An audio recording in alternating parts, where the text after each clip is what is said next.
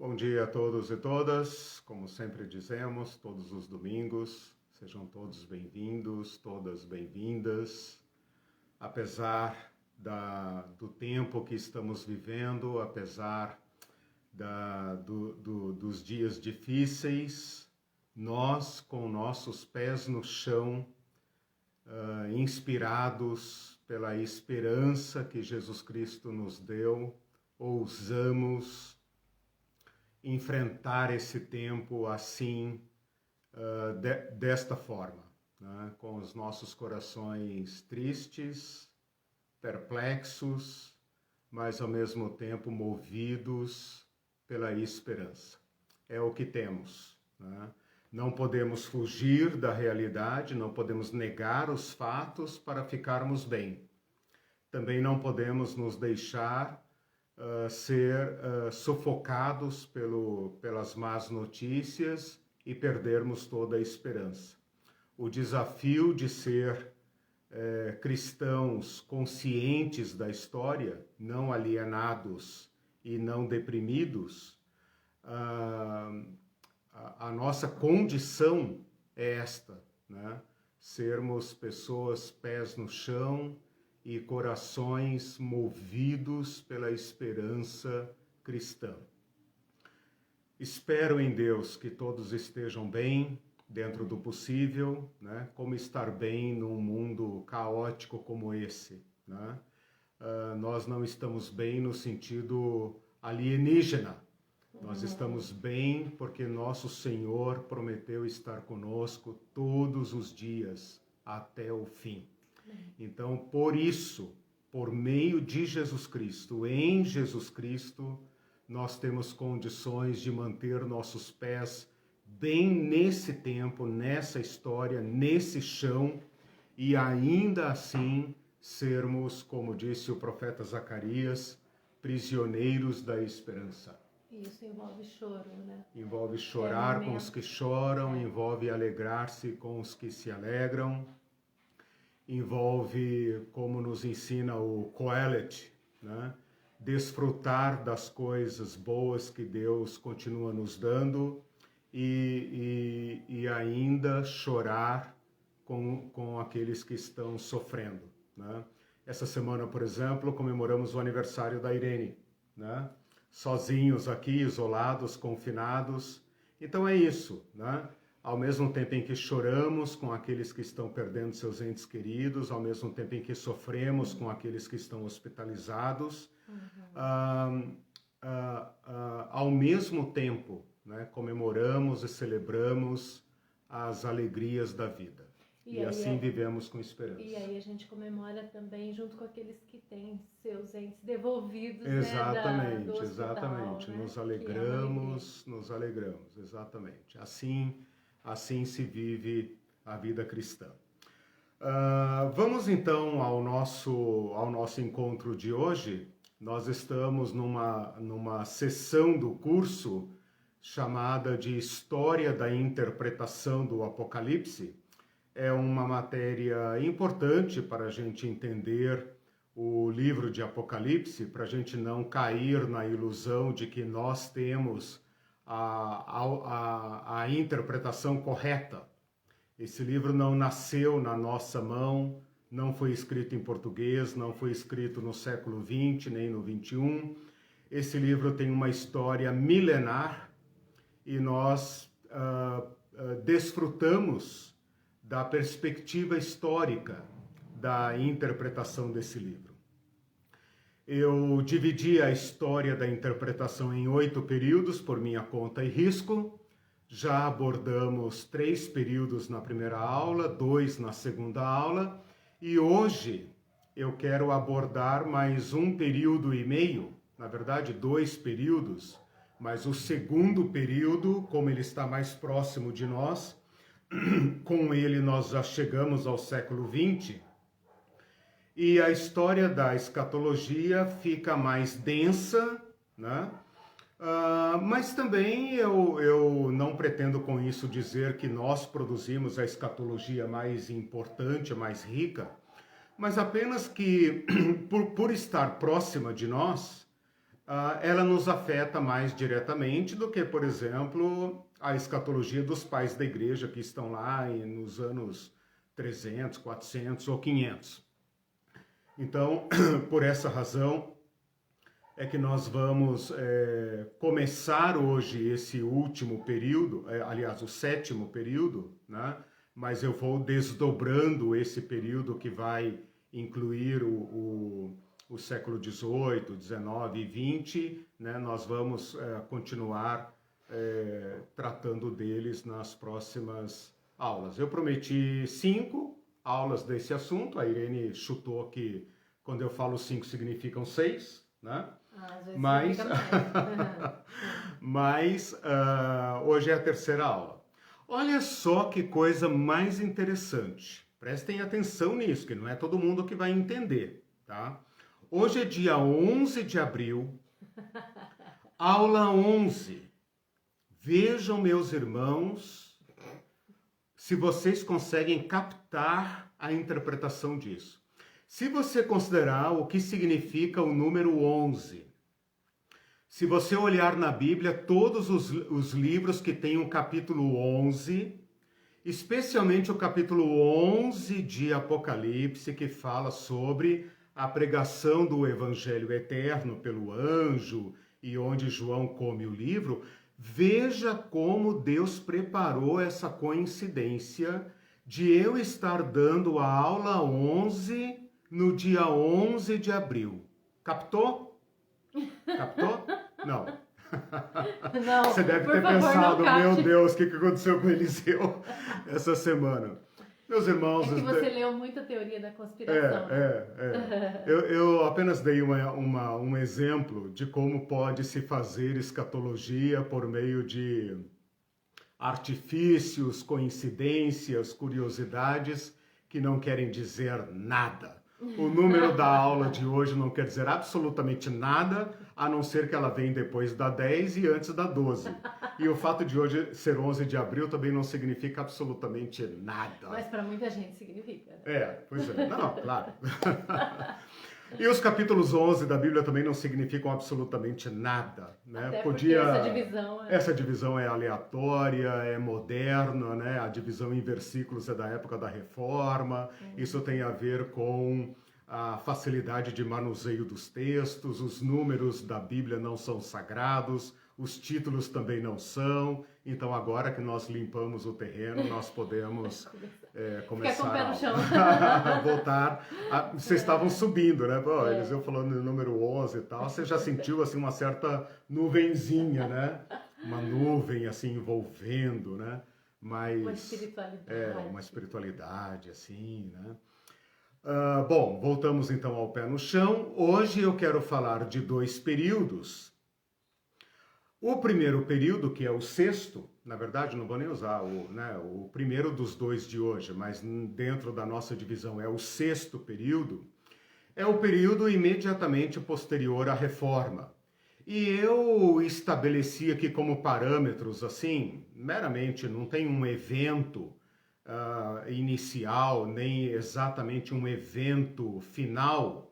Eu peguei datas arredondadas apenas para analisar dentro desse período uma certa interpretação do Apocalipse. A data que eu vou colocar aqui é de 1600 a 1750, portanto 150 anos, tá? Você vai lembrar que na aula passada eu fui até 1648, porque em 1648 as principais guerras religiosas da Europa cessaram, né? Pelo menos os tratados dizem isso. Não significa que depois disso não houve mais conflitos, é claro que houve, tá? Então agora eu recuo um pouquinho, né, do ano 1648 para 1600 e avanço até 1750 para captar dentro desse período uma certa reação da igreja, que eu vou chamar aqui de era pós-reforma, né? Mas para enfocar um certo fenômeno dentro da igreja que é essa palavra é importante, dos puritanos e dos pietistas. não petistas, pietistas, pietistas, ok? Puritanos e pietistas. Então, esse é o período que eu quero tratar primeiro, e na sequência, eu quero tratar do sétimo período, pelo menos a primeira parte, a primeira abordagem do sétimo período, que é o período iluminista, né? Então, hoje eu quero apresentar para vocês, dentro desse sétimo período, a época da teologia liberal, tá? Então, eu vou falar, percebam o que eu estou propondo. Eu estou propondo dois períodos que são subsequentes, né? Um após o outro, porque o período do iluminismo eu vou contar a partir de 1750, né? Mas são dois períodos de profundo contraste, né? Um mais espiritual, de busca de santidade, de espiritualidade, que depois vai resultar no pentecostalismo moderno, né? E um outro período mais racional, científico, né? O período das luzes.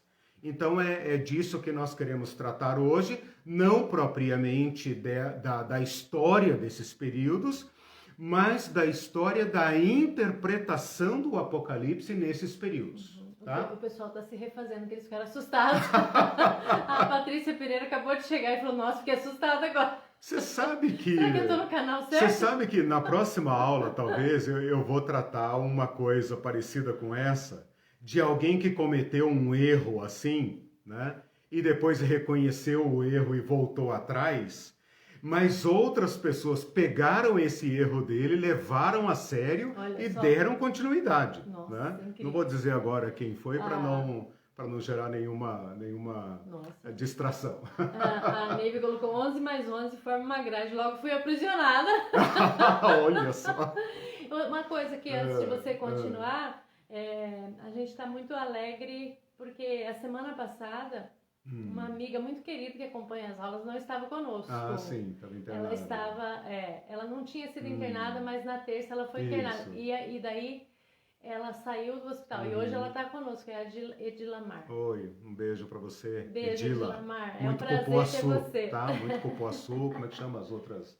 Cupuaçu, é um monte de coisa lá do Pará. Coisas lá do Pará. Muita. Bom, meus irmãos, legal.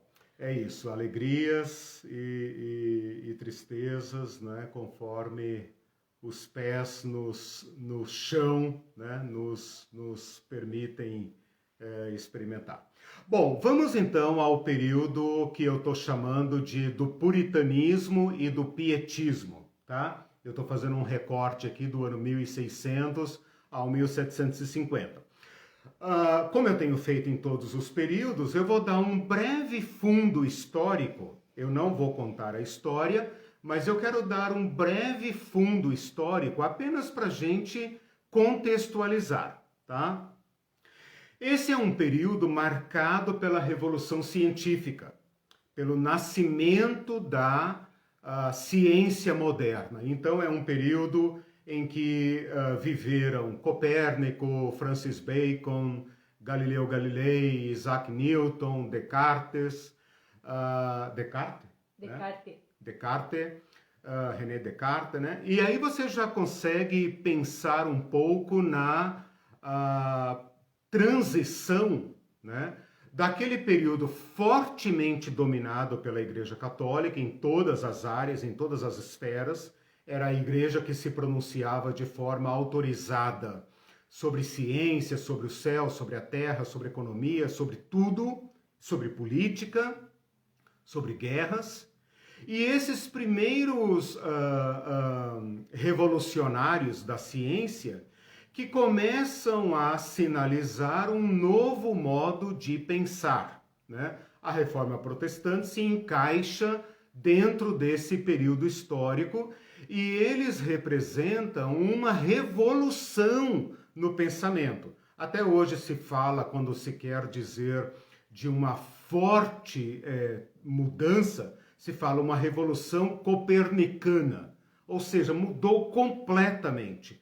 E os efeitos disso vão ser notados em todas as esferas.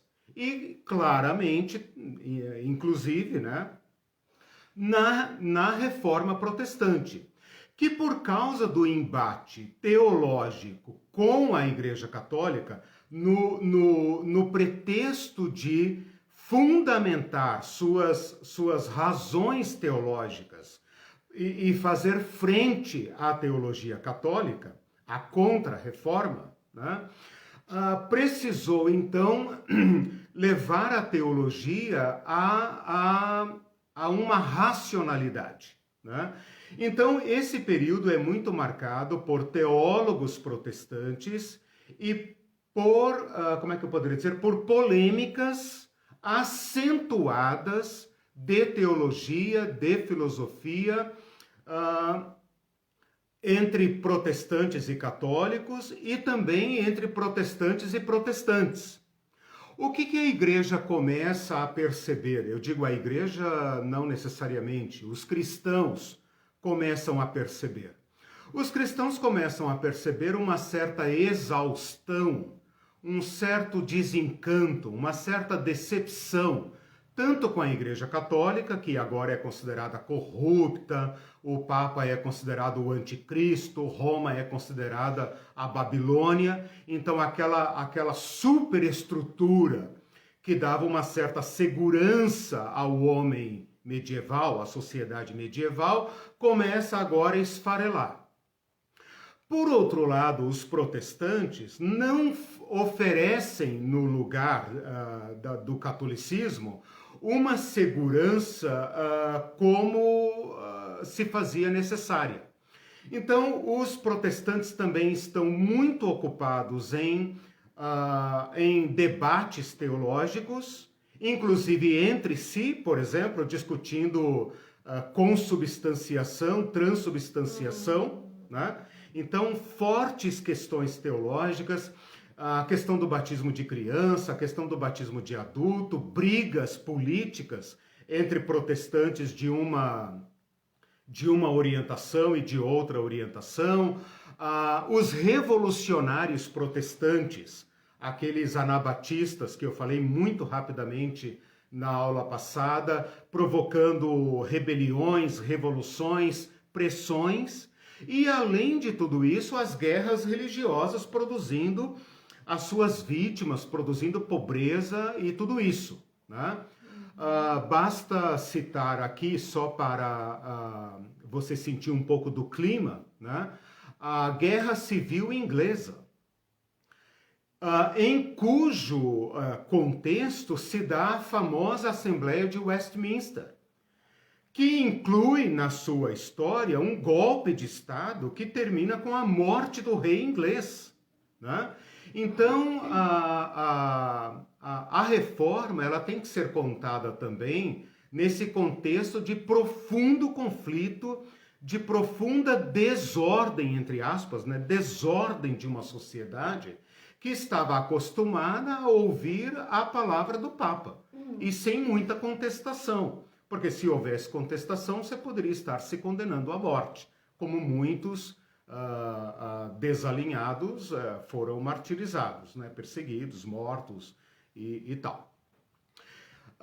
Dentro deste contexto é que vão surgir esses dois fenômenos de renovação espiritual. Então, o que são o puritanismo e o pietismo?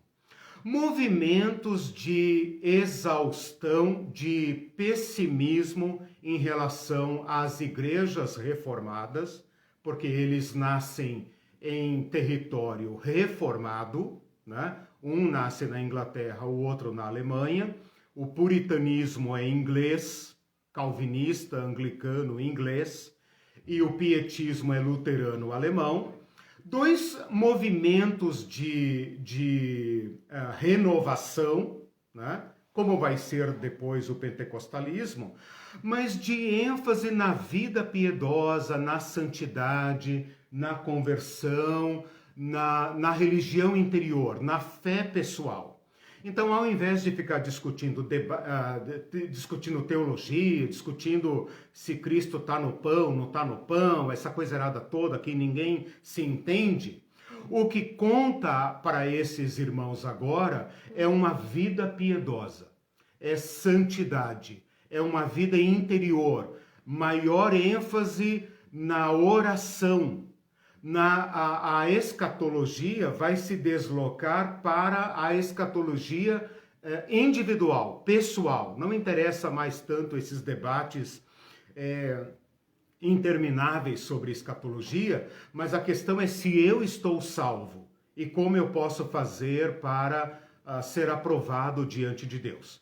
Então, o puritanismo, esse movimento puritano, ele começa justamente a partir do ano 1600 na Inglaterra.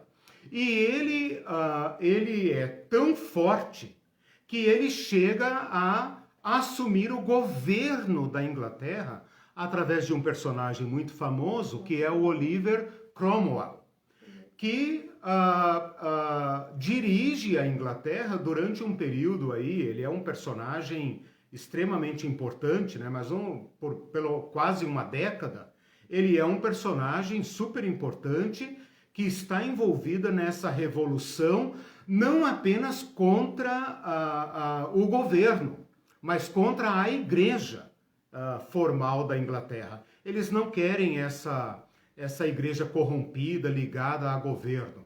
Eles querem uma igreja santa. O pietismo, por sua vez, é algo parecido, com as mesmas conotações, com as mesmas inclinações, porém na Alemanha. Então, a Alemanha está envolvida em profundos debates teológicos, em questões políticas, em questões revolucionárias, né, estatais, governamentais, bélicas, né? E um homem chamado Philip Spener, que escreveu um livro em latim chamado Pia Desideria, e daí vem a palavra pietismo, pio, puro, pietà, pietismo, né? O nome do livro dele, traduzido em português, seria Desejos Piedosos para a Reforma da Verdadeira Igreja Evangélica, né? Então, a partir desse nome, desse Spener, é que nós vamos ter a formação do nome pietismo. Então, basta você guardar isso, que eu estou enfocando dois fenômenos dentro da história da igreja de renovação, de cansaço com o catolicismo, cansaço com o protestantismo e uma busca de uma espiritualidade mais intensa. Isso afeta a interpretação do Apocalipse. Então agora eu queria chamar sua atenção para alguns nomes e algumas tendências na interpretação do Apocalipse. Não se preocupem com nomes e datas, tá? Isso seria muito, talvez, complicado de abordar agora. Eu quero destacar apenas as inovações, tá? Quero destacar as inovações no modo de interpretar o Apocalipse. Depois você vai ter esse esquema lá no site, ebdonline.com.br, aí você se inteira melhor dos detalhes. Tem mais informações. Isso. A Eneida está assistindo e está dizendo: estamos vivendo um novo pietismo. Olha, foi bom você ter falado isso, Eneida, pelo seguinte: a maioria de nós brasileiros, cristãos brasileiros, evangélicos brasileiros, de qualquer das igrejas, tanto luterana, presbiteriana, metodista e tal, quase todos nós, posso dizer assim para ser enfático, quase todos nós somos oriundos desse movimento. A maneira como eu e vocês todos, posso dizer assim, pedindo escusas pelo exagero, mas o exagero aqui cumpre uma função de linguagem, né? Para você perceber que somos quase todos. Eu mal consigo pensar numa igreja brasileira que não carregue no seu DNA o puritanismo e o pietismo. Por quê? Porque esse povo puritano e pietista sofreu forte perseguição. Eles foram considerados elementos de desestabilização. Então, quais dos protestantes que abandonaram a Europa e vieram para o Novo Mundo? Os puritanos. Quem foi que fundou os Estados Unidos? Os puritanos. Aqueles que se sentiam desconfortáveis com aquela Europa corrompida, sem solução, que Deus, se Jesus tivesse vindo na Europa naquele tempo, seria para punir todo mundo, mandar todo mundo para o inferno, do Papa até o último, né? E eles então pensam no novo mundo como um novo paraíso. E isso vai influenciar muito fortemente a nossa escatologia. E quando eu digo a nossa, eu estou dizendo a minha e a sua, de todos nós.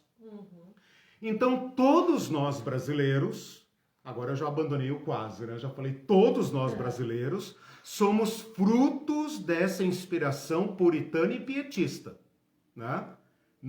Isso vai explicar muito da forma como nós pensamos. Você acha que acaba influenciando todos? Todos. Eu poderia citar, a gente poderia pensar assim, de repente, o Elton tá aí, né, anglicano, alguém poderia pensar assim, não, mas tem tal tradição no Brasil, que veio da Europa, que veio dali, tal, ou então do Oriente, né, aqui no Sul nós temos muitos ucranianos, poloneses, que trazem a tradição ortodoxa, grega, etc. E talvez eles digam assim, não, nós não passamos por esse tipo de movimento. Mas, de modo geral, as grandes igrejas brasileiras são de origem pietista, puritanista, que vai desaguar no pentecostalismo, né? E todos nós brasileiros somos marcados pelo pentecostalismo, quer sejamos pentecostais, quer não, tá? Então, essa inspiração puritana e pietista nos acompanha, tá? Bom, deixe-me citar então aqui alguns nomes. James Ussher, que viveu antes, quase que no início desse período, mas ele escreveu um livro que marcou profundamente a nossa interpretação do Apocalipse. E esse livro dele se chama, em português, obviamente, né, Anais do Antigo Testamento. Foi publicado em 1650, em inglês, se não me engano, ele é um bispo. Aliás, se não me engano, não. Ele é um bispo anglicano, tá? Então é muito comum que, se você for pesquisar essa mística em torno do ano 2000, você vá bater com esse nome, você vai topar com ele por aí, esse James Ussher, que publicou esse livro. Por que ele é importante? Porque ele estabeleceu uma cronologia rigorosa do Antigo Testamento. E com base nisso, ele previu que o Apocalipse se cumpriria até o ano 2000. Então, ele estabeleceu uma cronologia antes de Cristo de 4.000 anos. Para ele, Adão foi formado no ano 4004 antes de Cristo. Talvez ele tenha marcado, não me lembro aqui, mas eu já ouvi relatos, já li relatos em que ele marca até o dia, né? O dia. Adão foi feito numa sexta-feira do mês tal, do ano tal. O livro é Anais do Velho Testamento. Isso, Anais do Velho Testamento, do Antigo Testamento. Então, com essa data, ele formula 4.000 anos antes de Cristo, portanto, 2.000 anos depois de Cristo. Fecha 6.000 anos, certo? Com esses 6.000 anos, ficam faltando quanto? Para fechar os 7.000 anos? O milênio. Então, ele estabeleceu um calendário. É a partir dele que nós conhecemos esse provérbio popular, muito popular no Brasil, que 1.000 passará, 2.000 não chegará. Né? Esse não é um versículo bíblico, não é um versículo bíblico, tá? É um provérbio que segue essa tradição, essa mística do ano 2000. Veja, ele produziu esse conhecimento no ano 1650. Ele previu que o retorno de Cristo se daria dali a 350 anos. E nós agora então já podemos estudar isso como sendo passado. Apesar de que tem algumas pessoas ainda recalculando o calendário, né? Se você hoje visitar um site qualquer de um fundamentalista escatológico, ele vai estar refazendo o calendário, né, para prever para os próximos anos, de acordo com o calendário maia, egípcio, etc. Não, brincadeira. Ele vai estar tentando estabelecer uma data. Então, essa tentação vem de muito longe. Depois nós temos um presbiteriano puritano, erudito, homens da mais alta qualidade acadêmica, intelectual, que conheciam o grego profundamente para o seu tempo e tal, chamado Thomas Brightman. Esse homem escreveu uma obra gigantesca do Apocalipse, e ele disse que escreveu o Apocalipse sob inspiração divina. Então ele vai propor uma interpretação do Apocalipse, mas ele vai revestir essa sua obra de autoridade divina. Então pensem vocês, né? Se o puritano já é alguém voltado para uma comunhão direta com o Espírito Santo, com a vida íntima, com a vida piedosa, com a devocional, com a oração, com a leitura da Bíblia, e não mediado, né, pela igreja e pelo magistério, imagina um impacto que tem sobre todo o movimento puritano um homem que escreve um livro do Apocalipse sob inspiração divina. E com isso, ele contesta aquela interpretação que eu falei na aula passada, que era a interpretação futurista. Então, os reformadores faziam uma interpretação histórico-profética. Eles estavam dizendo, olha, o Apocalipse já está se cumprindo. Contra os reformadores, aqueles jesuítas que eu citei na aula passada, Alcázar e Ribera, propuseram, qual dos dois? Acho que é o Alcázar, que fala do futurismo, e o Ribera do preterismo. O Alcázar, tomara que eu não esteja enganado, que eu sou péssimo com nomes, um deles dois joga o Apocalipse para o futurismo, né? Contra isso, esse Thomas Brightman volta a interpretar o Apocalipse de acordo com o cumprimento profético. Então ele vai dizer algumas coisas como: a igreja de Laodiceia é a igreja anglicana. Olha aí, se você conhece o Apocalipse, você sabe que a igreja de Laodiceia é a mais corrupta das 7, né? Do capítulo 2 e 3 do Apocalipse. A Laodiceia, então, é a igreja anglicana. As igrejas elogiadas, Filadélfia e a outra lá, são as igrejas presbiterianas. Ele é presbiteriano, certo? Ele é presbiteriano puritano. Está se opondo à igreja anglicana, que é a igreja estatal. Então ele fala, essas igrejas aqui são as igrejas de Genebra, igreja de Calvino, e a igreja da Escócia, que por questões políticas não aceita a autoridade do rei, que é anglicano, e se aferra ao presbiterianismo, ao calvinismo. Os 7 selos já se cumpriram todos até Constantino. As trombetas, não precisa anotar nada disso, tá? Só estou dando exemplos de como ele foi interpretando. As trombetas, deixe-me ver aqui, as primeiras 3 trombetas eram as heresias que surgiram ao longo da história. A trombeta 4, a 4ª trombeta, era a invasão dos árabes no norte da África. A 5ª trombeta foi a invasão da Itália pelos árabes no final dos anos 900. Aliás, no século 9 a 10. A 6ª trombeta foi a invasão dos turcos otomanos ali pelo Oriente. A 7ª trombeta foi a ascensão da rainha Isabel protestante no trono da Inglaterra em 1558, nos dias dele.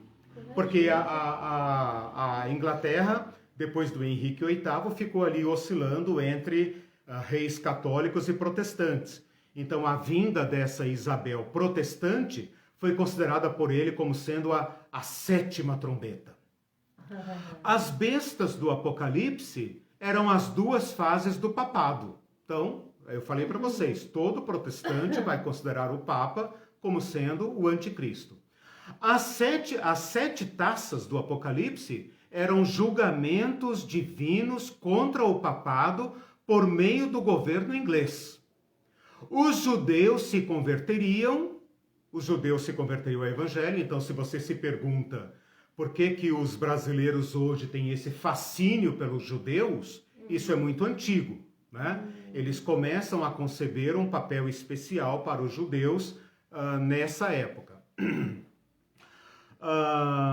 E a destruição, todos os inimigos do evangelho seriam destruídos. Aqui, obviamente, inclui os católicos e todos aqueles que não aceitarem a pregação do evangelho como eles estão colocando. O papado duraria até 1290 anos. Como ele coloca o papado, deixa eu ver, ele está aqui no ano 1600 e pouco, e ele está falando que o papado duraria 1290 anos. Então, ele está se referindo a uma data futura. Então, certamente, ele está contando 1290 anos a partir de um certo período em que ele considera o início do reino do Papa e projetando aqui uma data para logo, né? A questão do milênio, ele também inova, ele cria 2 milênios para explicar a posição dele sobre o milênio. Ele acha que o milênio começou com Constantino e iria até mais ou menos o ano 1300. A primeira ressurreição é espiritual, né? É espiritual, quer dizer, ele alegoriza a primeira ressurreição como sendo o início da reforma, os primeiros reformadores ingleses, lá do século XIV, e então iniciou um segundo milênio, em 1300, que vai se completar agorinha, segura aí, irmão, segura aí que é forte. Agora em 2300, vai se completar o segundo milênio, e então, até lá, o Cristo terá que voltar. Então, se você estava muito assim preocupado com a vinda de Cristo, pode relaxar que nós ainda temos aí uns 280 anos, mais ou menos, segundo o cálculo do Thomas Brightman, né? O Elton diz assim, no contexto católico e anglicano temos os carismáticos, que seriam a versão do pentecostalismo influenciado pelo pietismo, até onde eu sei. Ok, tá. Então, significa dizer, bem colocado, eu imaginei que é daí que poderia vir alguma isenção, né? Mas obrigado, Elton, pela contribuição. Um outro teólogo que eu queria mencionar aqui rapidamente é Joseph Meade, inglês, anglicano, de origem anglicana, erudito, filósofo, que também vai marcar profundamente a interpretação do Apocalipse. Ele escreveu um livro chamado Chave Apocalíptica, em latim, né? Clavis Apocalyptica, publicado em 1627. Ele inova, deixa eu ver aqui, ele inova o Apocalipse com um método muito bem elaborado de sincronizar. Então ele vai ser um dos primeiros a perceber que o Apocalipse não é um desenvolvimento, uma narrativa toda sucessiva, mas ele vai sincronizar diversas narrativas dentro do Apocalipse, né, que se sobrepõem. E ele vai usar como, digamos, como prova, como argumento de afirmação desse seu método, as datas que coincidem no Apocalipse. Por exemplo, o Apocalipse fala de 1260 dias. Também fala de 42 meses. E também fala de 3 anos e meio. Aliás, 3 tempos e meio. Que sempre é interpretado como 3 anos e meio. Ora, se você fizer o cálculo de acordo com o calendário lunar, o mês de 30 dias, você vai perceber que 1.260 dias são igual a 42 meses, que são igual a 3 anos e meio, iguais. Né? Tô apenas aqui na minha anotação eu coloquei o sinalzinho, né? Fiz tipo uma equação. Então, 1.260 dias são iguais a 42 meses, que são iguais a 3 anos e meio, rigorosamente, conta matemática. A partir disso, então, ele sincroniza essa série de eventos. E também faz disso uma interpretação histórica. Então, segundo ele, os selos já se cumpriram entre os apóstolos e Constantino, as trombetas se referem à invasão dos bárbaros, percebam como que os bárbaros e os muçulmanos entram aqui agora na interpretação do Apocalipse, né? Porque você tem o Islã, né, chegando firmemente na Europa, né? Como anteriormente você tinha tido os bárbaros, os povos não latinizados, né? Que mais? As trombetas, as trombetas eu acabei de falar. Taças era juízo contra o mundo não cristão. 3 taças já haviam sido derramadas em certos eventos, em 1522, 1558 e 1594. Previu, olha só, previu que as próximas 4 taças deveriam ocorrer em 1630, ele publicou em 1627. Ele previu para 1630, 1666, perceberam que terminam em 666, né? A outra em 1702 e a outra em 1732. Ele embutiu aí um intervalo de 36 anos, né? Eu não fiz os cálculos para saber exatamente de onde que ele tirou esses 36 anos, mas ele é um erudito. Então, ao contrário daquela brincadeira que eu fiz no início da aula, do número 11, ele estudou rigorosamente o Apocalipse. Ele fez um estudo acadêmico erudito do Apocalipse. Porém, usando chaves, né, claves de interpretação segundo o seu tempo, né? Um outro teólogo seria o Johann Bengel, né? Pietista, luterano, eu falei do puritano, né? Agora estou falando de um luterano pietista, também profundo erudito do Apocalipse, erudito do Novo Testamento, pessoas da mais alta qualidade, e ele também lançou um comentário, agora um pouquinho mais tarde, em 1740, e coloca o Apocalipse, considera o Apocalipse como se fosse um esboço da história mundial. Então percebam que contra os católicos que estavam tentando colocar o Apocalipse como sendo pretérito ou futuro, esses pietistas e puritanos protestantes retomaram a tradição profético-histórica, né? Fazendo um cotejamento, digamos assim, uma relação entre o Apocalipse e eventos históricos que estavam em curso. Então, parte do Apocalipse já se cumpriu, parte está para se cumprir. Esse Johann Bengel chegou a prever, eu li aqui previu, né, e aí misturou os neurônios aqui.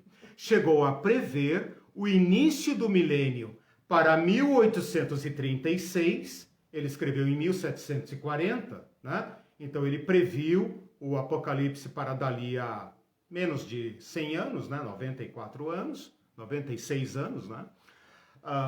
60 mais 36, 96 anos. Quase 100 anos depois dele. E previu a vinda de Jesus para 1837.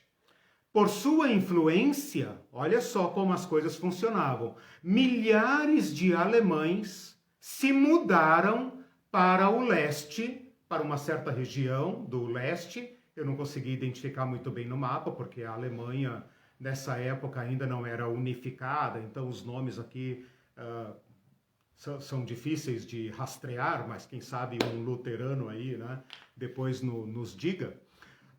Se mudaram para o leste por segurança dos castigos que viriam antes da vinda de Jesus. Então esses homens moveram a história.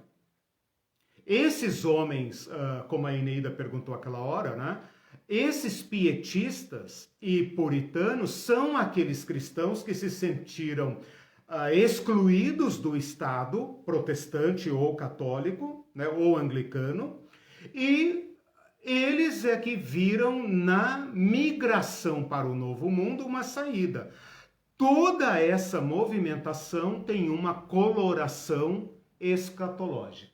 Ok? Então, bom, a gente pode dizer que eu fiz aqui a interpretação profética? De certa forma, sim, histórico-profética. Né? Histórico-profética porque uma parte já se cumpriu, é histórica, uma parte vai se cumprir, é profética. Eles fizeram isso, porém, com inovações, tá?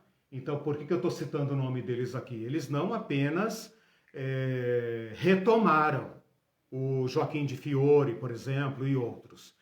Eles inovaram. Né? Então, eles inovaram. esse futurismo. Isso, exatamente. A ênfase deles é essa. E eles vão abrir caminho para as futuras escatologias. Então, algumas notas aqui já é possível perceber, como, por exemplo, o pós-milenismo. Né? Se eles estão vivendo o milênio e Cristo vem depois do milênio, então eles são pós-milenistas. O pós-milenismo, ele tende a ser otimista. Por que otimista? Porque se nós já estamos vivendo o milênio, então significa dizer que a igreja tem uma função histórica. Qual função histórica? Construir o mundo, o reino de Deus. Né? Os pré-milenistas, não se preocupem com isso ainda, isso vai entrar mais para frente, os pré-milenistas tendem a ser mais pessimistas. Eles abandonam a história, eles vão abandonando e tal. Por quê? Porque esse mundo vai de mal a pior, e só Jesus para dar jeito. Então, nós somos de origem puritana, pietista, né? Mas agregamos, né, novos elementos que ainda vão surgir na história. Tá? Se você, como teólogo nessa época, você ia achar esse movimento desses teólogos aceitável, bom, ou você ia ver exageros também? Difícil. Extremos. Aí é que tá, boa pergunta. Pé no chão, né? Pé no chão. Porque agora é fácil olhar e fazer uma avaliação, falar assim, nossa, mas são dois extremos, né? O futurismo exacerbado ou essa... Mas a gente viu aqui as motivações, né? As motivações pelas quais o Apocalipse é tomado de uma forma ou de outra. Então, ao invés de responder essa pergunta que a Irene está colocando, que é muito difícil, né? Se eu vivesse lá, eu teria a cabeça igual a deles, né? Com muita sorte, eu seria um erudito como eles, né? Eles escreveram com muita autoridade. Nós temos que lembrar que nessa época, muito das técnicas hermenêuticas, exegéticas, ainda não eram de domínio comum. Né? Elas serão desenvolvidas posteriormente. Mas, o que eu ia dizer? Importante é que eles estão contestando tendências e avançando nas técnicas de interpretação. Isso que é importante. Né? Agora, se eles estão movidos por certas influências, a pergunta que eu retrucaria é essa. E nós estamos sendo influenciados por quais elementos? E são elementos justos? Por exemplo, carregar a bandeira de Israel aqui no Brasil é justo? Imagina isso daqui sendo avaliado daqui a 200 anos, exato. 300 anos. Eles vão nos tratar como seita herética. Né? Orar por Jerusalém é justo? Eu já escrevi um daqueles meus neologismos, como é que é? Neologismo religioso sobre isso. É justo orar por Jerusalém? que eu tenho a ver com Jerusalém?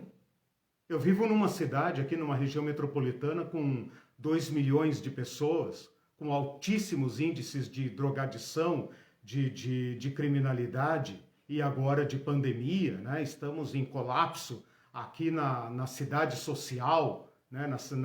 na cidade ecológica. Né? É justo que eu ore por Jerusalém? Mas eu tenho certeza que tem milhares de cristãos aqui em Curitiba e por todo o Brasil orando por Jerusalém. Né? É alienação que chama, né?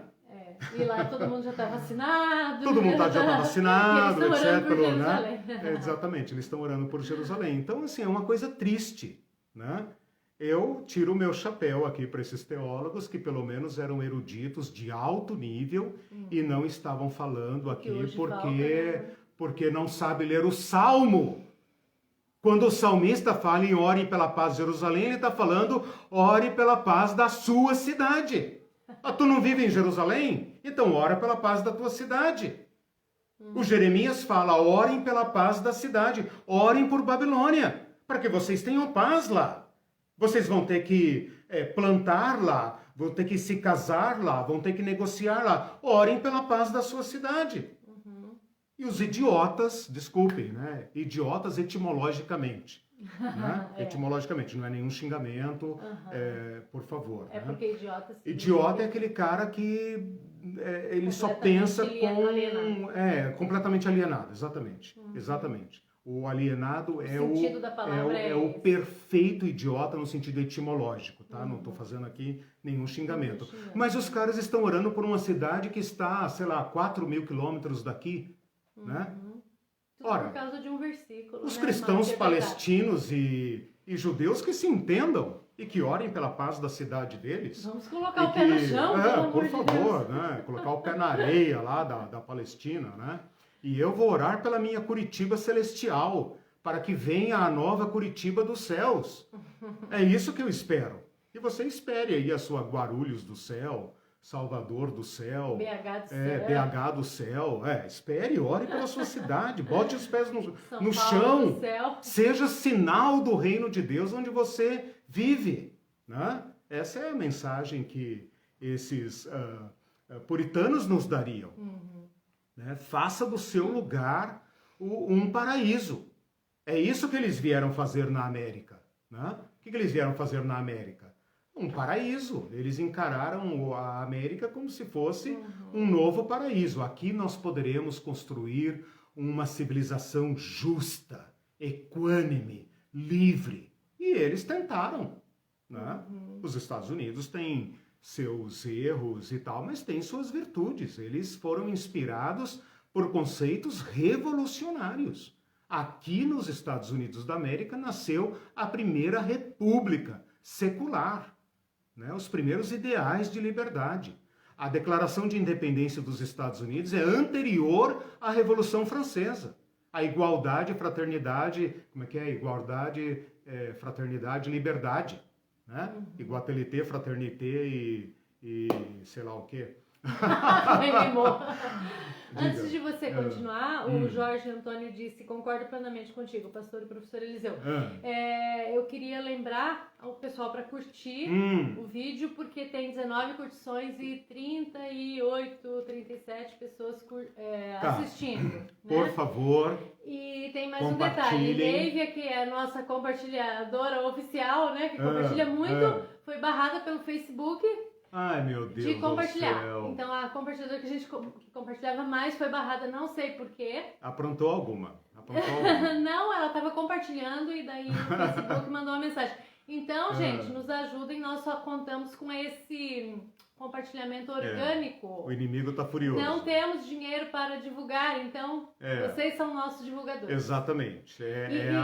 A propaganda da antiga propaganda cônsul. E nós não estamos ganhando dinheiro com isso. É para que a palavra alcance e tenha maior alcance nessas trevas que a gente está vivendo, né? Isso. Pode continuar, professor. Então tá.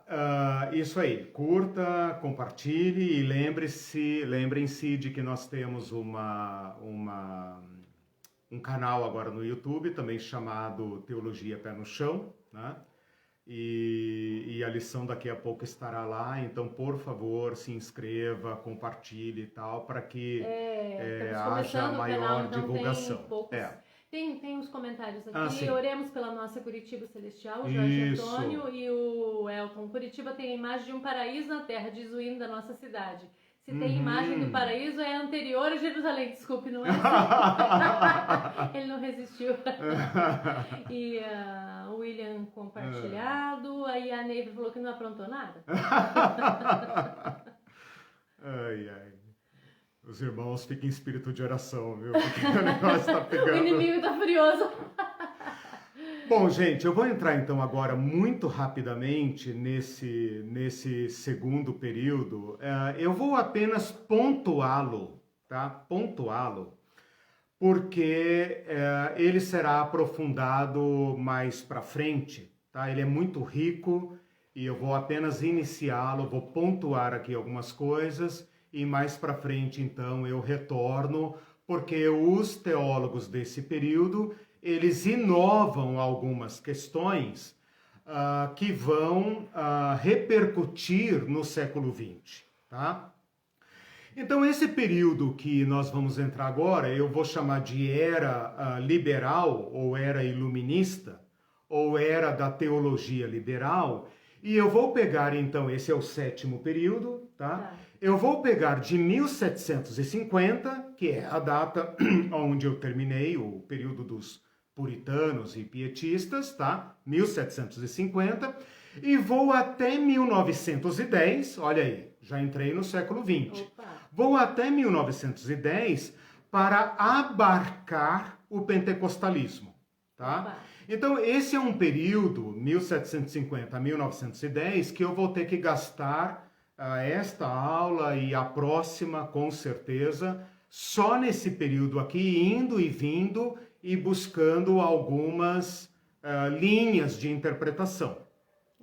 Hoje eu quero introduzir, então, essa da teologia liberal.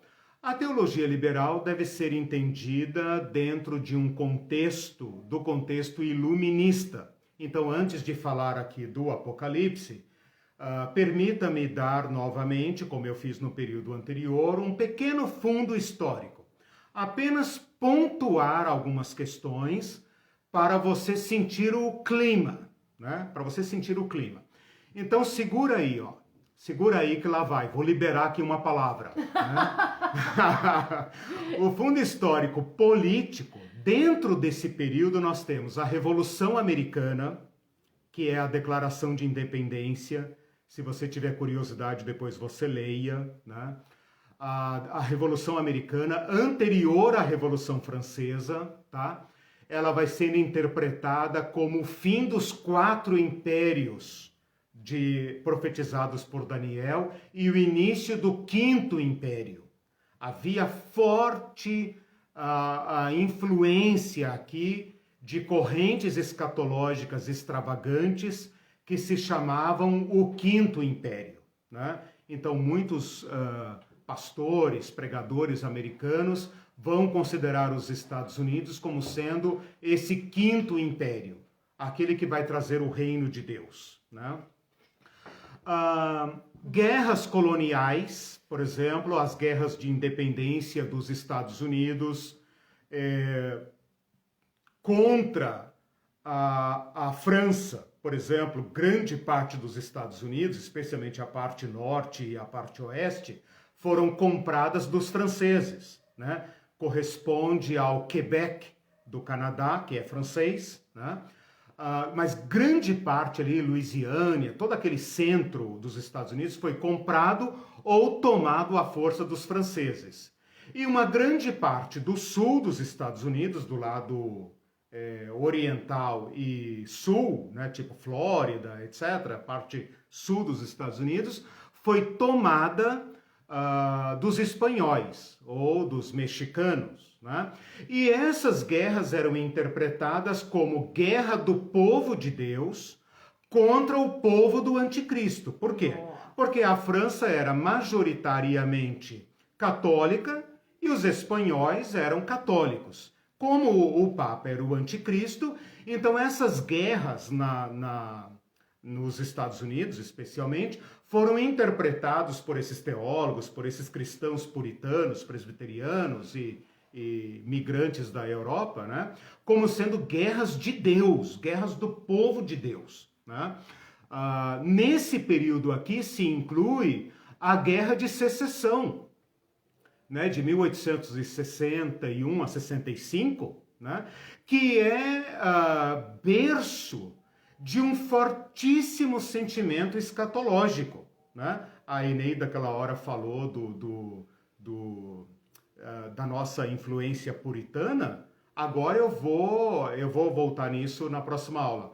Mas só para vocês entenderem, a Guerra de Secessão, né, a Guerra Civil Americana, que opôs o norte abolicionista versus o sul escravagista, causou profunda repercussão escatológica.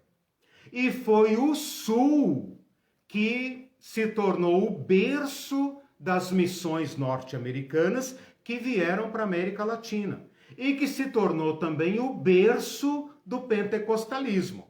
Então, nós somos frutos não apenas do puritanismo, desses movimentos evangelicais, mas da parte sul dos Estados Unidos. E isso vai ter repercussão no modo como nós lemos o Apocalipse, tá?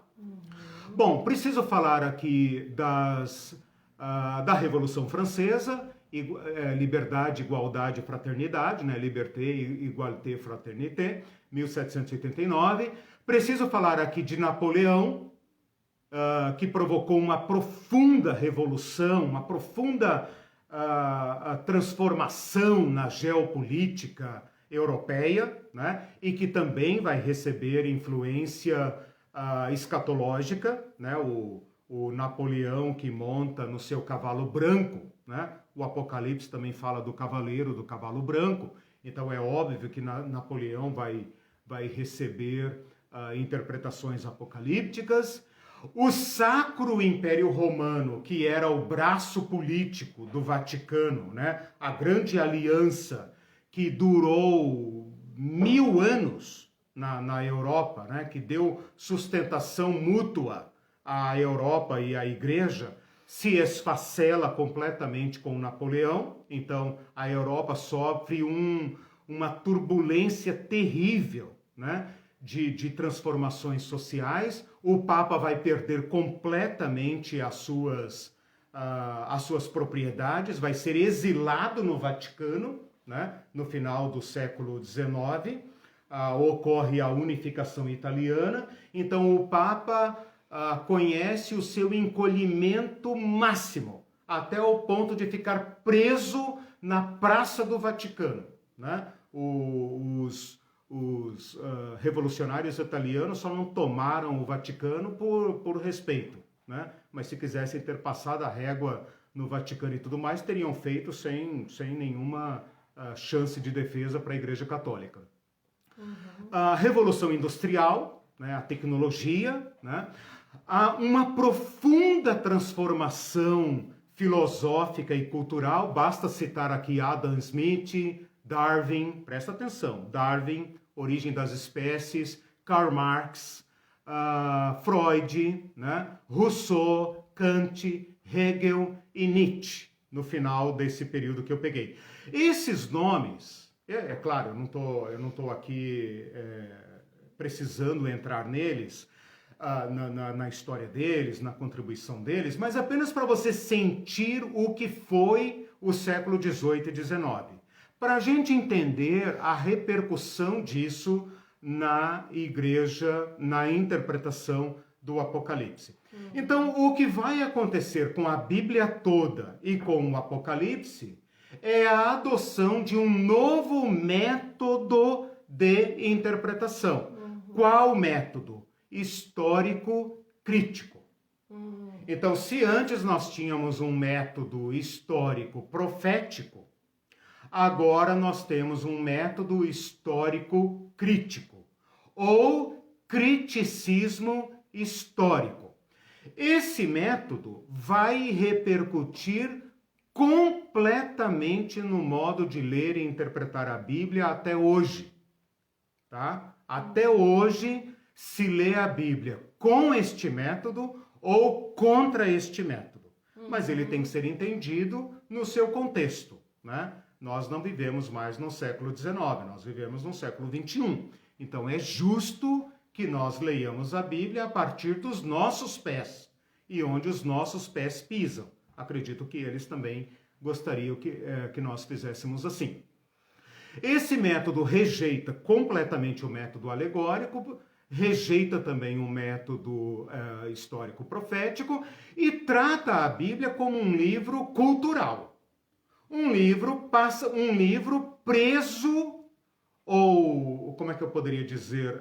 Um livro produto do seu tempo e que tem que ser lido no seu contexto original, passível de erros históricos próprios do conhecimento da época, passível de erros científicos e passível de mitos, de mitologia. Por quê? Porque no iluminismo se pensava que o homem antigo era um homem dado a mitos, crendices, fábulas e tudo mais. E como o iluminismo provocou uma profunda revisão na compreensão histórica da humanidade, é claro que isso repercutiu no modo de ler a Bíblia também. A Bíblia não ficou como uma ilha intocada. Pelo contrário, ela foi tocada profundamente. E foi tocada por teólogos, não por inimigos da Bíblia, por teólogos, nas academias, nas universidades. O objetivo passa a ser não a interpretação do texto como está escrito aqui em português para nós, mas qual o contexto por trás do texto, qual a realidade histórica por trás do texto do Apocalipse. O que João quis dizer com taças, selos e etc, pode estar ocultando o verdadeiro contexto histórico. Esses livros que nós temos em mãos, o Apocalipse, os livros da Bíblia, eles foram sujeitos a erros, acréscimos, omissões. Nós temos uma pluralidade de fontes, elas divergem entre si, houve erros da parte dos copistas. Então, toda esta crítica tem que ser feita para que a gente consiga entender o livro do Apocalipse. Como isso repercutiu no Apocalipse? Eu vou dar aqui para vocês alguns resultados desse encontro, né, do racionalismo do século XVIII e XIX com o livro fortemente simbólico do Apocalipse. Qual foi o resultado? Eu vou dar aqui 3 resultados. 3 teorias, digamos assim. 3 teorias derivadas desse período que ilustram o modo como o Apocalipse foi compreendido. A primeira teoria é a teoria da compilação, ou seja, o Apocalipse nunca foi uma obra única. Na verdade, ele é confuso, complicado de entender, porque ele nada mais é do que a compilação, a síntese ou compilação de diversos apocalipses. Então, assim como João, que nós não sabemos quem é, não é o apóstolo, tá? Isso aqui já cai de cara, né? Então, se havia alguma dúvida, etc., o teólogo liberal, o exegeta liberal, vai dizer, bom, não tem prova nenhuma de que foi João. Né? Se fosse João, nós teríamos alguma evidência. Como não tem evidência, então não tem como dizer que foi João. Pronto. A autoria apostólica foi por água abaixo, porque ela era baseada em tradição, e a tradição era eivada de erros. Era passível de erros. Né? Então, o Apocalipse não era o único, havia vários livros de Apocalipse, e a igreja, num dado momento, juntou tudo isso e deu no que deu aí o livro do Apocalipse. Então, ela, com isso, ataca a integralidade do livro. Quando eu digo integralidade, obviamente, não é no sentido moral nem espiritual, mas no sentido de obra integral. O Apocalipse não é um livro único, com começo, meio e fim. Ah, então é por isso que a gente não entende, né? Ninguém explicou isso para nós antes, né? Por isso que a gente não entende. Bom, uma outra teoria seria a teoria da revisão, ou seja, num dado momento da história da igreja, esse livro do João, com outros livros, sofreram uma revisão editorial.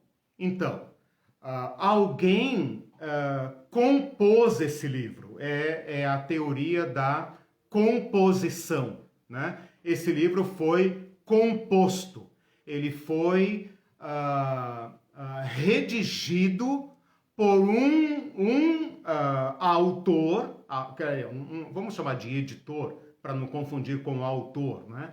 Por um editor que deu então essa forma integral ao livro. Mas o livro continua sendo um material derivado, não um material original, ok?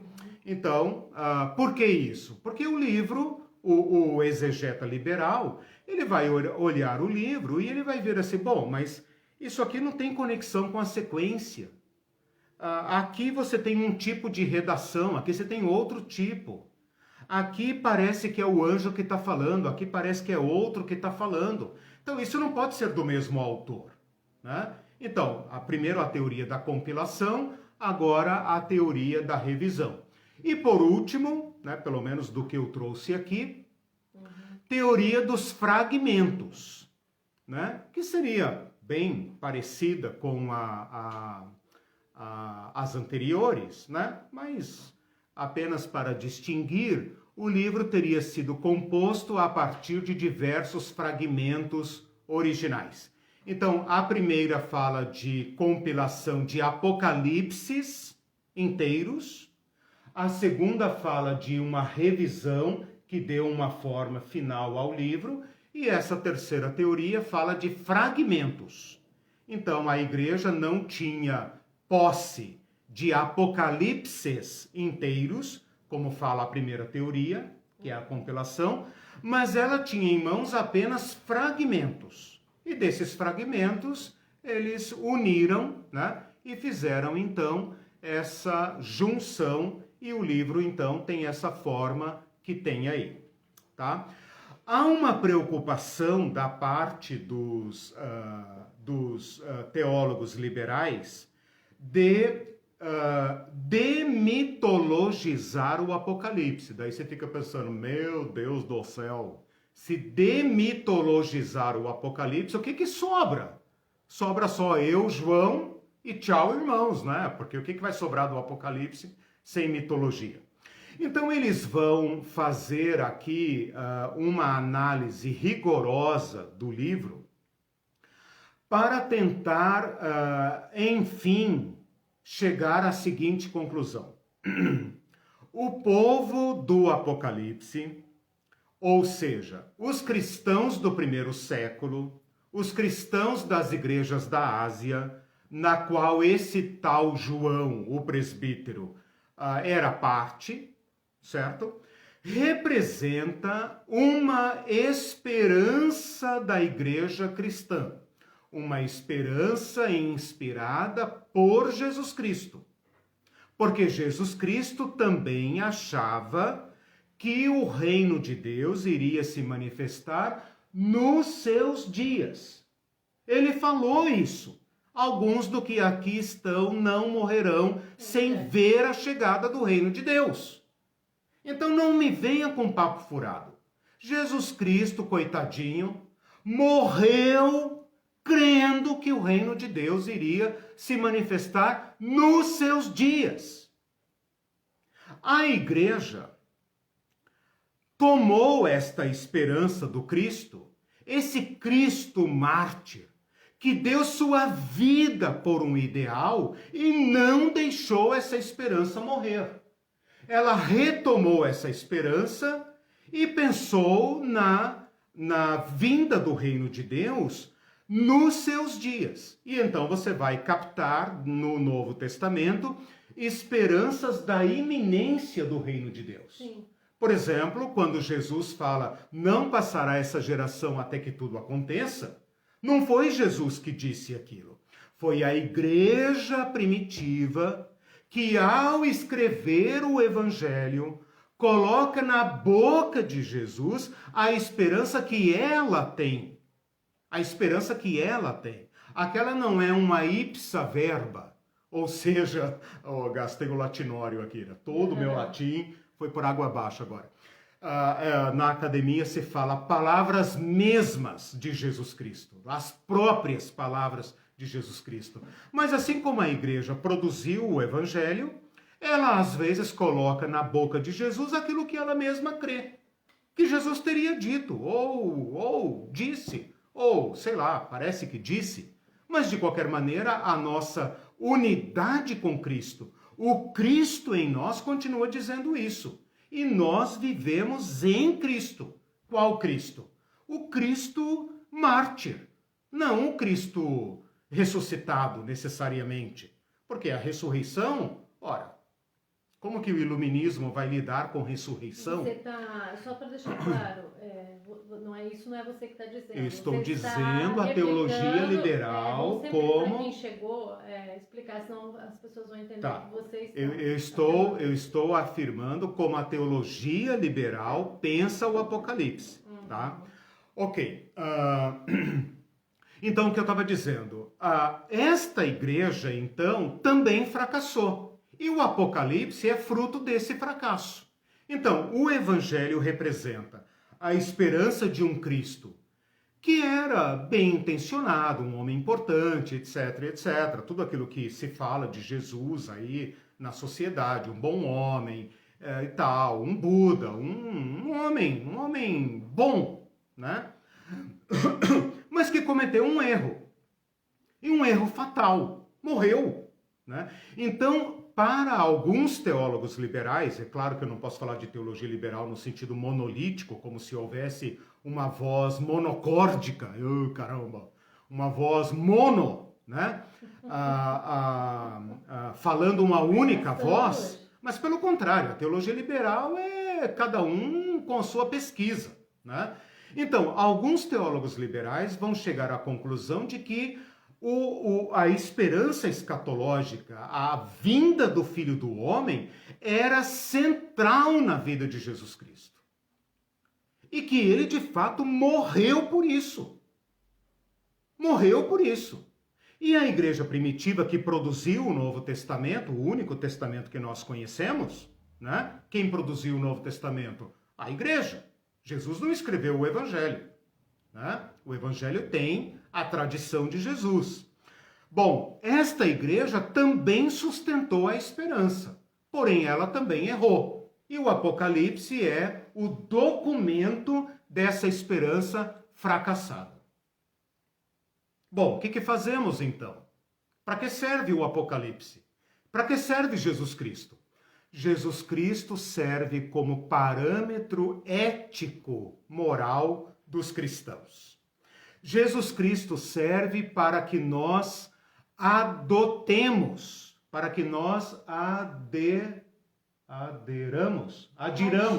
adiramos aos seus valores humanos, do amor, da igualdade, da fraternidade, da liberdade. Olha aí a Revolução Francesa, né? Que nós adotemos esses valores, essa ética de Cristo, e que nós construamos o reino de Deus aqui na terra. E isso, então, é ser cristão. Então, percebam que o Apocalipse se torna agora um projeto cultural, humano, político, econômico, de grande inspiração para o século XIX e para o século XX. Antes que você taque pedra nos teólogos liberais e fale, apaga o fogo aí, irmãos, apaga o fogo aí, não acenda a fogueira, não. Eu quero citar, apenas meu tempo já está estourando, né? O Victor Renan falou, eita! O Victor Renan deve lembrar que às vezes eu falava algumas coisas assim na sala de aula e eu falava, que cheiro de fumaça é esse aí, né? Opa, né? Cristãos têm que suportar a diversidade de crenças, né? Porque nós somos frutos deles, né? Bem-vindo, Victor. Um abraço. Eu queria citar aqui apenas o Schweitzer. Esqueci o primeiro nome dele, acho que é Alfred Schweitzer. Caramba, agora eu sou péssimo com nomes. Deixa eu ver se eu lembro aqui, mas acho que eu não vou lembrar também. Deixa eu só ver aqui se esse livrinho... Tá, Schweitzer. É alemão e tal, procurem lá, vocês vão achar. Esqueci o primeiro nome, se o Elton aí, que é o teólogo aí, ou outro, né? Bom, esse Schweitzer, que é, digamos assim, um dos últimos teólogos, um dos últimos grandes teólogos liberais do século XX, ele é do final do século XIX, aliás, do início do século XX, né? Final do século XIX, início do século XX, aliás, ele morreu em 66, né? Esse homem é um gênio. Esse homem é médico, humanitário. Esse homem viveu intensamente o reino de Deus. Para vocês terem uma ideia, ele é o Prêmio Nobel da Paz de 1950. Então, irmão, guarde as suas pedras. Porque nós hoje podemos dizer, erraram aqui, exageraram ali, escorregaram aqui estavam certos, né? Ajudaram a gente a sepultar certos erros, certas bobagens, né? Que a igreja carregou ao longo do tempo. Mas foram homens, pelo menos alguns deles, de profundo amor pelo ser humano. Né? Depois você procura, eu vou colocar o nome dele ali, porque ele é alemão, suíço, acho que ele é suíço. Aqui tem uma mescla entre alemão e suíço, mas se não me engano ele é alemão ou suíço. falei, não esclareci nada. E ele, porque tem uma parte da Suíça que é alemã e tal, então não me lembro bem onde que ele viveu, pode ter vivido nos dois lugares. Mas ele é um humanista que nós gostaríamos de ter, eu gostaria de ter convivido, eu gostaria de ter tido aula com esse cara, eu gostaria de ter feito estágio com ele, porque ele se tornou o Prêmio Nobel da Paz. E vocês hão de concordar comigo, não é qualquer um que recebe o Prêmio Nobel da Paz. Bom, se bem que até o Obama ganhou, né? Então, paciência. As coisas mudaram. Mas é um homem de elevadíssima estatura moral e cristã. E olha lá que ele era um homem do seu tempo, mas assumiu, vejam só, e aqui eu termino a minha exposição, porque também já estourei o tempo de vocês. Ao invés de pensar no reino de Deus como sendo um projeto futuro, como nós e a maioria de nós acreditamos, né? Nós e a maioria de nós acreditamos, plural, né? Pensaram no reino de Deus como uma tarefa. Então, cometeram erros? É possível, assim como nós também estamos cometendo e somos passíveis de cometer. Mas deixaram para nós uma tarefa espetacular. O reino de Deus é uma tarefa para agora. Então, o Apocalipse é passado, é futuro. O que a gente faz do Apocalipse? Os liberais vão dizer, o Apocalipse foi a resposta de um povo que cria em Jesus para agora. Eles erraram? Erraram. Mas nós podemos aprender com ele o quê? Viver o reino de Deus agora. É para isso que Cristo veio, para trazer o reino de Deus, e é tarefa nossa construir o reino de Deus. Então a teologia liberal dá a sua contribuição otimista, né? E é uma maneira de dialogar com esse período extremamente denso, filosoficamente falando, né? Que ao invés de jogar a Bíblia fora como um livro mitológico, faz a Bíblia dialogar com as ciências, com a economia, com a política, com a cultura, com o mundo, né? E deram, então, essa contribuição. Bom, falei de 2 períodos, né? O período puritano-pietista de 1600 a 1750, e agora, então, fiz uma primeira incursão, né? Do ano 1750 até 1910, e termino aqui com esse Schweitzer, que é, digamos, um gênio. Albert Schweitzer. Obrigado. Eu falei Alfred, né? Acho que eu falei Alfred. Ah, meu Deus. E aqui, para confundir minha cabeça, tem Albrecht Ritschl e tem o Adolf von Karnak. Von Karnak. Muitas letras te fazem delirar. Adolf von Arnak. Então, Johanny Weiss e o Albert Schweitzer. São gênios do mais alto calibre, e nós devemos a esses homens a teologia como ciência, a teologia como ciência em diálogo com as demais ciências, né? Se o povo do Brasil é um povo que não gosta de teologia, nós devemos muito disso aos nossos padrinhos sulistas norte-americanos, né? Se fôssemos derivados da Alemanha, de outras tradições, quem sabe a teologia teria um maior apreço aqui entre nós. Você diria que... porque, não sei, parece que a grande tendência é assim, se a coisa está num extremo, a gente joga para o outro extremo para combater aquele extremo anterior. É muito difícil estabelecer o equilíbrio. Então, os teólogos liberais, e isso se desdobrou hoje, né? Porque você está falando dessa época. Imagine... século XVIII. Pois né? Hoje isso se desdobrou, se desenvolveu e chega a pontos, por exemplo, eu não admiro muitas eu ia falar teorias, muitas posturas dos teólogos liberais. Eu não me diria, por exemplo, uma teóloga liberal, nem você, eu sei que nem você. Então, só para deixar claro isso, porque as pessoas podem pegar partes do seu vídeo e dizer que você está defendendo uma literatura liberal e até uma interpretação liberal para Apocalipse. Mas deixa-me falar uma coisa aqui importante. O termo liberal é extremamente amplo. Quando se fala hoje liberal, a pessoa tem que dizer liberal em que sentido, né? Então, hoje, quando se fala teólogo liberal, eu duvido que a pessoa saiba o que ela está dizendo. Eu me considero um teólogo pós-liberal. Porque pós-liberal, óbvio, eu vivo depois dos teólogos liberais.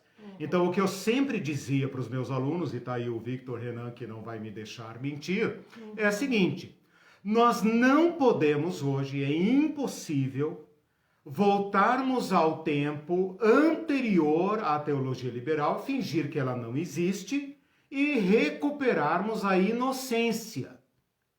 Também não devemos ficar estacionados em cima da teologia liberal do século XIX. Por quê? Porque nós estamos no século XXI. Então, o que eu quero dizer com um teólogo pós-liberal é o seguinte: eu posso criticar qualquer teólogo de qualquer tempo. Por quê? Porque o meu pé no meu chão me permite. O que eu combato é uma fixação pela teologia liberal. Quando nós já vivemos num mundo que nem sabemos que nome tem. Porque pós-moderno é o quê? Sociedade líquida é o quê? E esse novo mundo que está surgindo agora, do século XXI, esse mundo que vem agora, o novo normal, é o quê? E nós vamos ficar agarrados à teologia da época da Revolução Francesa? Então, isso eu combato ferozmente, né? Qualquer pessoa que teve aula comigo é testemunha disso, né? Que nós colhemos muitos bons resultados dos teólogos do século XIX. Teólogo liberal no sentido teológico, né? No sentido teológico. refutamos seus excessos e comemos com muito gosto o bom fruto que eles deram. Né? Quem vai nos livrar de certas asneiras antigas, primitivas ou medievais é a teologia liberal. Né? Depois vem Karl Barth, né? A teologia neo-ortodoxa, que já vai refutar a teologia liberal, né? Então, nós andamos no tempo. Depois vem Dietrich Bonhoeffer, vem Moltmann, que está vivo ainda, graças a Deus, né? Então, nós andamos no tempo, né? O meu objetivo aqui é dar a vocês uma noção da história da interpretação. E não é honesto, eu não seria honesto se eu omitisse dessa minha história um determinado capítulo que eu não vou com a cara, né? Não, eu estou dando aqui todos os capítulos, né? No final a gente vê o que a gente aproveita desse pessoal. Porque daqui a pouco vai surgir, a Irene falou de reação e de extremos, né?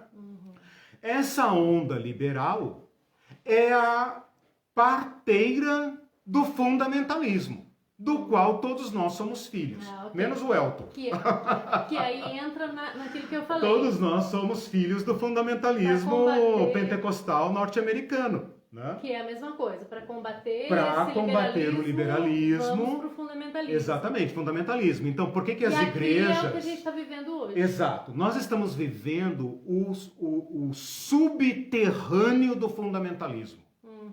Eu vou falar para vocês na próxima aula ou na outra, eu vou falar sobre o fundamentalismo. Vou falar, ele tem seu papel na história, ótimo. Já estamos há 100 anos do pentecostalismo. Quem de nós vai criticar o pentecostalismo e dizer que é um lixo? Não. Eu sou o primeiro a refutar quem vem com essa história de as igrejas pentecostais e neopentecostais, como se os presbiterianos, luteranos e metodistas e assembleianos e etc. não tivessem até o pescoço envolvidos nessa caca que nós vivemos hoje. De modo elegante, mas fazem a mesma coisa. São fundamentalistas. Né? Então, nós precisamos passar por todas essas etapas para nós fazermos esse cotejamento. Nós devemos muito aos teólogos liberais. Os comentários, a Eneida disse que era muito saber onde está esse equilíbrio. Eu não diria equilíbrio. Sabe por quê? Eu não gosto muito dessa palavra pelo seguinte, nós temos que reagir ao nosso tempo. Não venha me dizer agora para ser equilibrado, quando nós temos um presidente genocida. Que equilíbrio? Que equilíbrio? Que modere e tal. Não. Nesse entendeu? Sentido, sim, isso não é equilíbrio. Então, assim... Entre extremos, eu quero dizer, eu gosto da palavra. Sim, não, a palavra equilíbrio tem seu papel, obviamente. Eu sou o primeiro... Ele não gosta dessa palavra. Não, depende de como ela é usada. Mas às vezes as pessoas querem achar o meio termo, não é bem assim. Às vezes é assim, sim entendeu?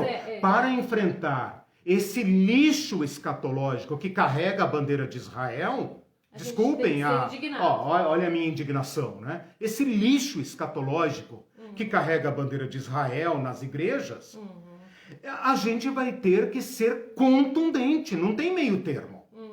Não tem meio termo. Não, né? Porque a coisa está chegando a um ponto que agora nós estamos vendo a união do fundamentalismo com o terrorismo. Esses caras, que são os cabeças do fundamentalismo no Brasil, estão dialogando no submundo com as milícias. Depois daquele vídeo do Roberto Jefferson. Depois do Roberto Jefferson, compartilhado pelo Silas Malafaia. Aquilo deveria estar na aquilo que nós imaginávamos que estivesse separado por um abismo intransponível, se encontraram. O fundamentalismo está encontrando as vias de fato. Então, nós temos que pular fora desse barco, óbvio. Né? Então, minha irmã, eu não sei se nós vamos ser equilibrados. O que eu espero é que nós sejamos à altura do nosso tempo. À altura do nosso tempo. Né? Ela disse assim, mas tenho que encontrar um ponto onde me apoiar, o equilíbrio. Sim. Mas não é nesse sentido, ele está dizendo sim, que... Sim, a palavra é ampla. No sentido até de mornidão, né? O tempo exige. O tempo que estamos vivendo exige uma resposta ao tudo, uma reação. Uma opção à vida, exatamente. Né? Eu diria até. Exatamente. Opção à vida. E essa opção tem que ser demonstrada. Exato. Em tudo que você... Por exemplo, se alguém me pede amizade, né? Que a pessoa pede amizade. Você vai olhar, uma das coisas que eu uso como critério, eu vou olhar na página dele. Se ele tá postando só, não digo uma vez ou outra, mas assim... Florzinha do jardim, alienação total. A torta de bolo, a receita de bolo e tal. Eu posto às vezes meus pratos, porque é até uma higiene mental.